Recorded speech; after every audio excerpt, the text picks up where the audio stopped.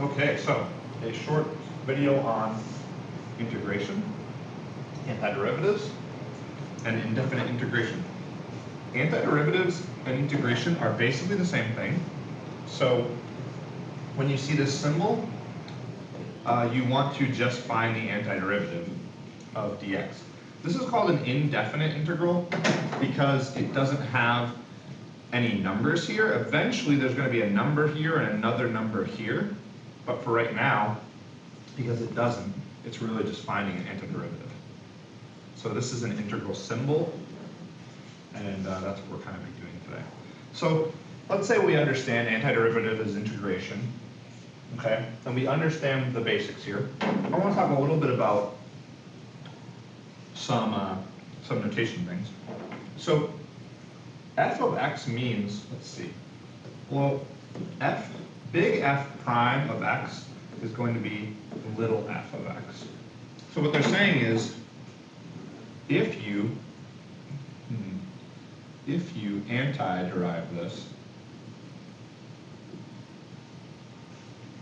if you antiderive f prime, or I guess, no, sorry, this is a mistake. This is just the same, they're the same, right? But if you antiderive this, and you antiderive this, well, you know if you antiderive a derivative, you get itself. And what they're saying also is if you antiderive this, it's also going to be big F. In other words, big F of x, big F prime of x is going to be little f of x. So we don't know what it is, but the antiderivative of little f is big F. I'll say that one more time. The antiderivative of little f is big F. The antiderivative of little f. If you antiderive this, you get big F. Okay. So this is something that we kind of have a pretty good understanding of right now. Hopefully we're understanding that when we have this kind of situation, we can't really do what we would normally do because it's an x to the negative 1. We can't add 1 to that and get 0 and divide by 0. It's not allowed, so that's going to come out as a logarithm. Something we should understand. We should know the derivative of sine is cosine. And so the antiderivative of cosine is sine? Well, not quite, is it? The antiderivative of cosine. Well, actually, the antiderivative of cosine is sine, but what's the antiderivative of sine? Well, the thing is, if you take the derivative of negative 2 cosine of x, you get negative 2, then the derivative of cosine is negative sine of x, and those negatives will cancel, so you get 2 sine of x, so that's what this is this.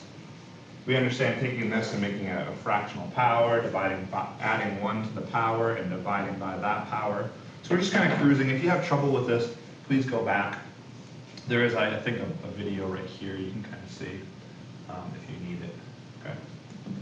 So this type of example, I just want to show you what these things are all talking about.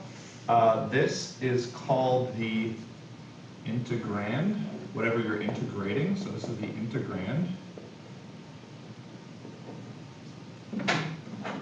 This tells you what variable you're integrating for. So this is the variable of integration. Okay. And let's see. This is actually called an integral. This symbol is an integral. Again, just more notation, what they're called, what they're all about. So we understand the basics of this, is that when you have an integral and you want to integrate x to the n, or antiderive it, you want to take x and bring it to a 1 higher power. So add 1 to the power and divide by that power. Notice that you're adding 1 to the power and dividing by that power. So this is a basic rule. This is a rule that will always work for polynomials. And of course, you can break polynomials into multiple problems. So if you have x to the second plus 3x to the third plus 8x to the ninth, you can do each of those separately. But there's one exception to this rule. We talk about this rule here, right? But what happens if this rule was to get us to divide by 0? That's an issue. We can't have that. So our one exception is this right here. If you have x to the negative 1 and you want to integrate x to the negative 1, well, you can't make it x add 1 and then divide by 0. This is not cool. This is not going to work out. Can't divide by 0. So we think about what gave us 1 over x. Well, we know that if y is equal to ln of x, we know the derivative is equal to 1 over x. So when we have 1 over x, the antiderivative is going to be ln of x. We put an absolute value to make sure we don't have an x negative in there, which is an issue. Hopefully you remember from pre-calc. So again, flying through, but now we're going to go slower a little bit and talk about a couple of different types of problems. Quotients are not good. We do not want to integrate quotients. So I can't really deal with this quotient too well. I can't do a lot, but what I could do is I could make it into 2 fractions. Okay? So what I'm doing is I'm looking at this problem and I'm saying, what can I do to change it and make it something I can do? And I can't do that first problem. Can't do quotients or products really at all very well. This is still a quotient here, but the question becomes, well, this is actually x to the 1 divided by x to the 1/2. I can subtract those. It's actually just x to the 1/2. Or I could rationalize the denominator, right? I could multiply by square root of x and square root of x. That would give me over x. And we get some cancellation of this x and this x. So we just have x to the 1/2. And then this guy is just x to the negative 1/2, right? So we have x to the negative 1/2. So this is all about rewriting. So let's say we got to below the green line. Now we're in great shape. So let's just take a second, think about it, okay? You've got to take what you don't know and turn it into something you know. So as we take this, we add 1 to the power, makes it a 3/2. We divide by the 3/2. And we add 1 to the power, makes it a positive 1/2. We divide by the 1/2 plus c. And I'm going to take that over here. And I'm going to say it's now 2/3 x to the 3/2 plus 2x to the 1/2 plus c. I'm just going to assume your algebra is okay with that. Slow it down, pause it if you need it. But we're just dividing fractions, easy as pie. Flip the right and multiply. So we're flipping this and multiplying that. Okay, a tougher problem, but we are still cruising because you've had a little practice with this, hopefully. So you're going to try this problem. I would encourage you to pause the video here, take a second, give it a shot, and then I will put the answer up. Okay, so make sure you have your work. Pause the video now.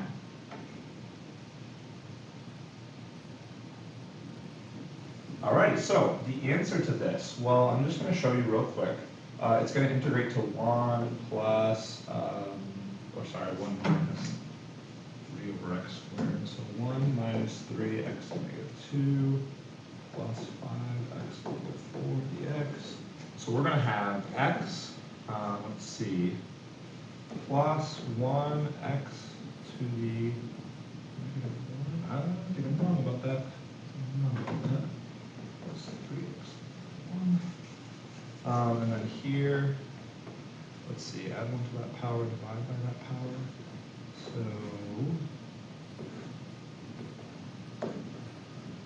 this is what we're going to have, which I guess is going to be x plus 3 over x minus 5 over thirds. If you want to put that x to the third in the bottom, you can. That's plus c. So that's what we're looking for the answer. If I made a mistake, please call it to my attention, but I think we should be good there. We can always derive what's in the blue box to get the next problem. So let's go to another example. Let's say this went well. I didn't go through that in detail because I wanted you to try it.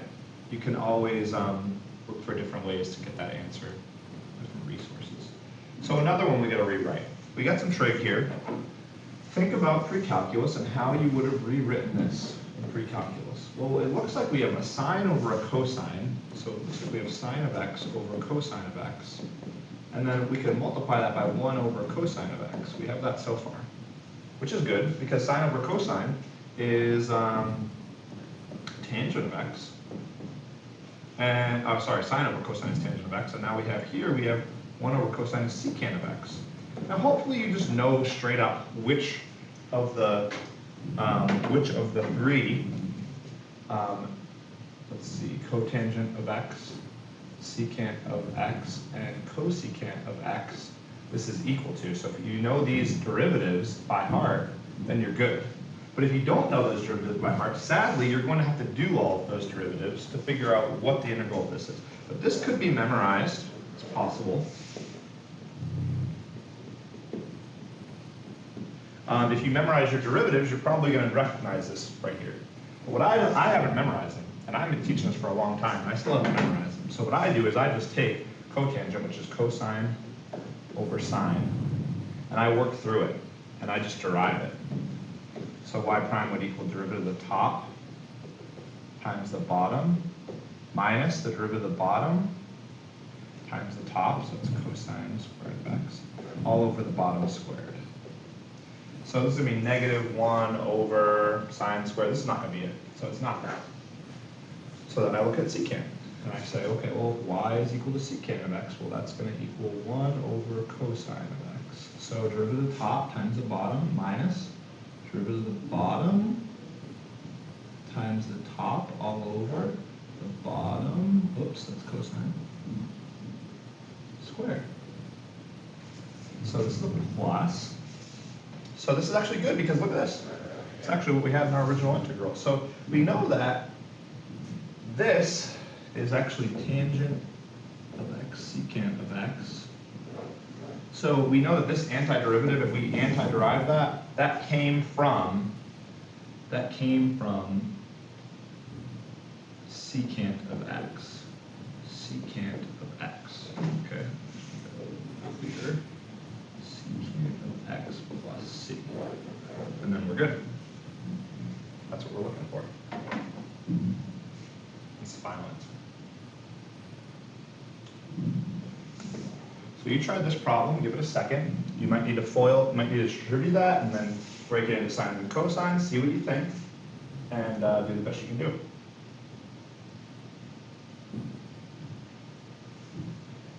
Okay, so what I have here is, in my opinion, this is, let's see, sine over cosine, 1 over cosine, so it's sine over cosine squared of, I'm going to change it to x just because I like that, minus secant squared of x dx. That's the new integral. Well, I'm just going to flip back one, and I'm going to say, well, I know sine over cosine squared of x. I just did that. It was secant of x. So that's done. Okay. So we just kind of finish that off. That's this. Now we have secant squared of x. Well, that reminds me of tangent. I know that tangent of x will derive to that. And I need to have a negative there because this negative is here, so I'm just going to use that. But the derivative of tangent is secant, so this seems good to me. I like that. So it looks like the answer is secant of x minus tangent of x plus c. So there's that. So doing pretty well so far. Going to need to stop the video here, and then we'll be at part 2. I'll keep it kind of short. So we're almost there.